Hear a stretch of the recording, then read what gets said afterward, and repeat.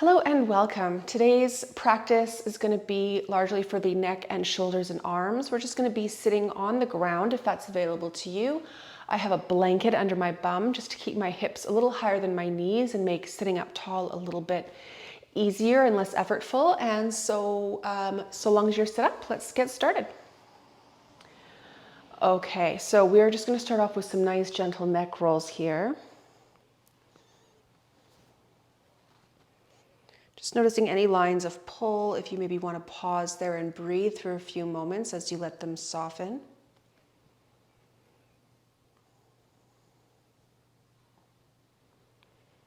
And I like to tip my head back slightly once my ears come to one shoulder, but then I tend to come back the way I just went, rather than rolling my neck around the back. Okay. Let's come back to facing forward. We're going to send both arms away from the torso, like you're pressing the walls away from you. Pulling those fingers back and feeling that fascial pull, that maybe nerve flossing happening down the arms. Nothing too intense. You don't need to fully straighten your elbows if the sensation's really intense. We're going to let that ease off as we bring the arms in for a little hug, rolling forward.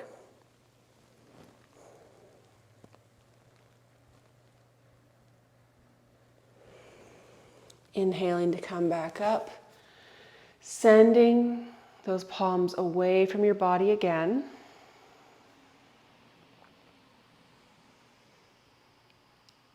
This time letting the other arm be on top. Rolling forward.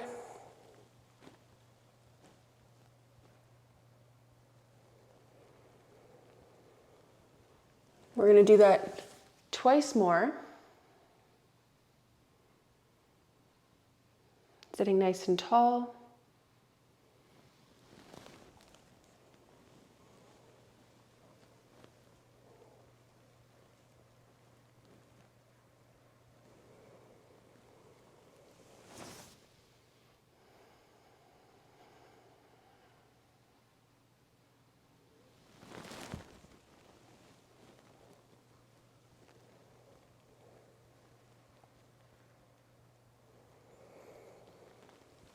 All right, your hands can rest on your knees, and we're just going to start doing some really nice, slow, intentional shoulder rolls. Up, back, down, forward.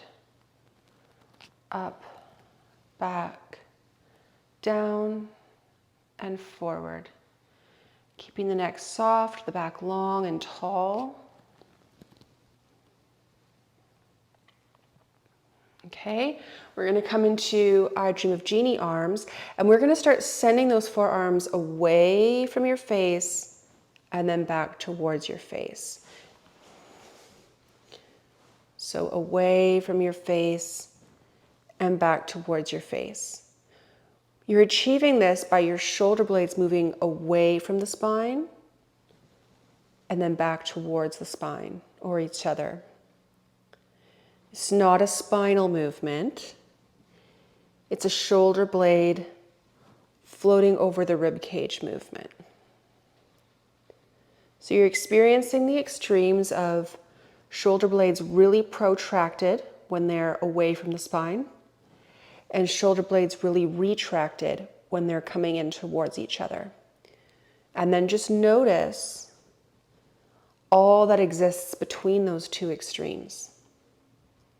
And you're slowly going to move less and less towards the extremes until you find a nice happy medium where you're just sitting nice and tall and you're a little more aware of your shoulder blades resting on your rib cage. Now we're going to bring this into a tabletop position. So you can take that blanket for padding under your knees if you want. But we're going to come into a tabletop position here, and we're going to revisit the idea of that rib cage shoulder blade connection. Except now we've got some weight being carried in the arms. So from here, I can keep my arms straight. I can let my torso move towards the floor with a flat back. This is my shoulder blades moving closer to the spine. I can also push away using my shoulder blades, lifting my back up. My shoulder blades are moving further away from the spine.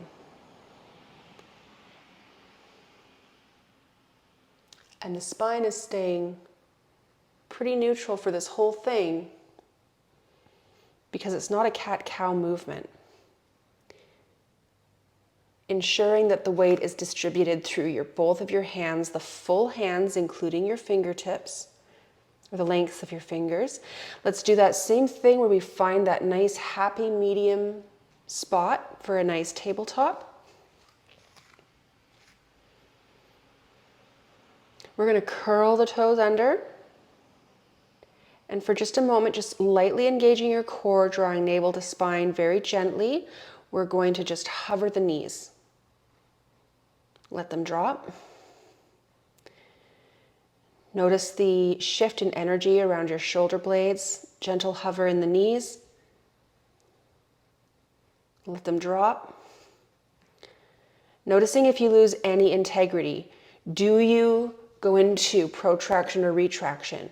Does your spine lose that nice tabletop shape when you are putting more load in your arms? Let the knees drop. And we'll do one more time, being aware of just your shoulder blades home on your back, being aware of your back's neutral position, gentle lift of the knees, and let them lower. You can bring your knees wide apart, toes touching in the back. We're going to drop the hips to the heels, reaching forward with the hands, dropping the forehead to the floor.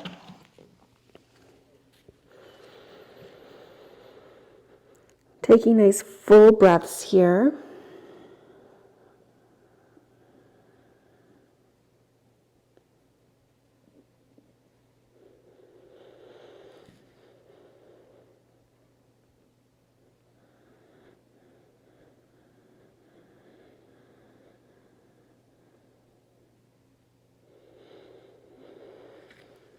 You're going to lift your forehead a little bit, walking your hands over to the right. Being mindful that that left hip stays fairly grounded down. We're going to turn the right hand palm up, interlace the left fingers on top of it, and relax the forehead back down to the floor, putting a little bit of a pull with that left hand. You'll feel a stronger stretch down that left armpit.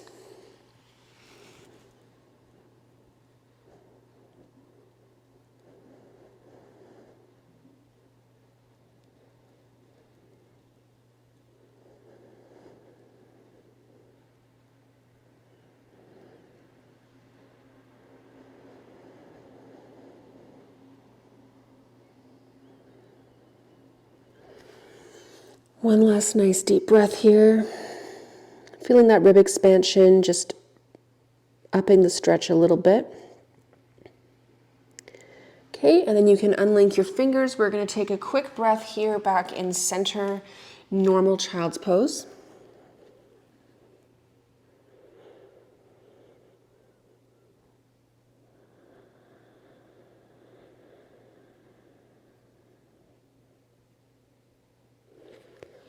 And then we'll walk the hands over to the left, keeping that right hip fairly grounded to your feet.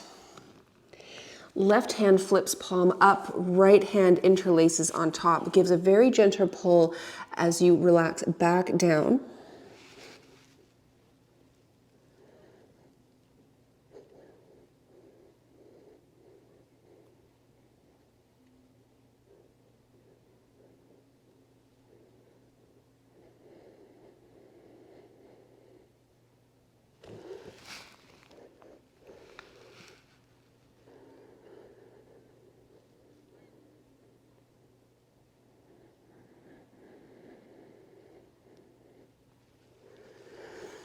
One more deep, full breath, letting that rib expansion be felt through that right hand side.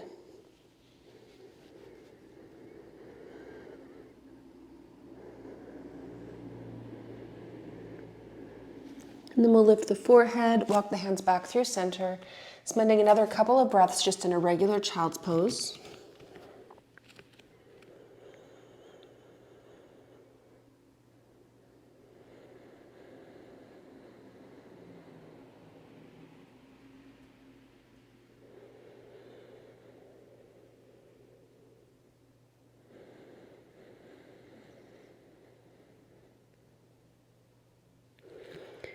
You can start to lift your head, shifting your weight forwards, coming up to hands and knees,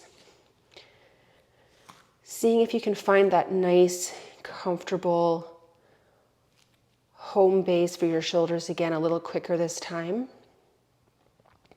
All right, we'll just shift onto our bums, coming into a nice easy seat, hands resting on the knees. Just do a couple of neck rolls to end things off.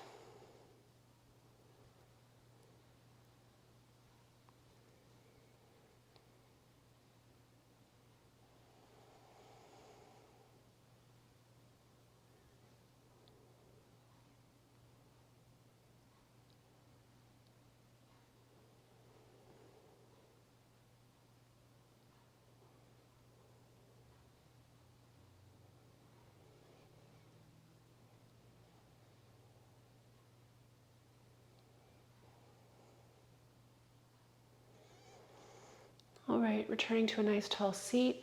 Eyes can be closed or open.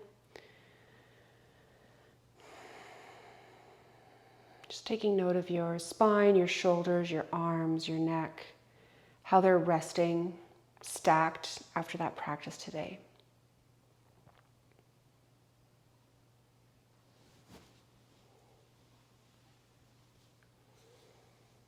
All right, thank you for moving with me today.